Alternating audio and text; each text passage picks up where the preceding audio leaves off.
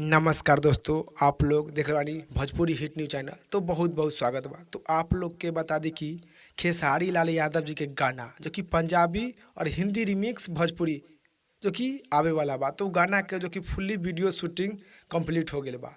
तो आप लोग के बता दी कि खेसारी लाल यादव जी के जो कि पंजाबी गाना बा, जो कि वीडियो आप लोग के बहुत ही जल्द यानी 4-5 दिन के अंदर में आप लोग के देखे के और सुने के मिली।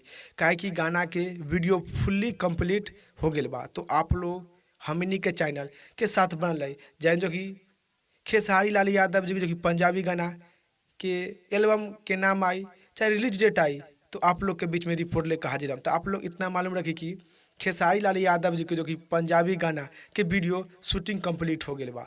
तो आप लोग के बहुत ही जल्द यानी 2 से 4 दिन के अंदर में आप लोग के जरूर जो कि खेसारी लाल यादव की जो कि पंजाबी वीडियो देखे के मिली। तो आप लोग हमनी के चैनल साथ बन रही जहाँ जो कि रिलीज डेट आई, तो आप लोग के बीच में रिपोर्ट लेकर हाजिर हम। तो आप लोग की इस रिपोर्ट के बारे में क्या राय बा, क्या विचार बा, आप लोग नीचे कमेंट बॉक्स में बताएं। फिलहाल में इतने, फिर से मिलेंगे नेक्स्ट वीडियो में। जय हिंद, जय भोजपुरी।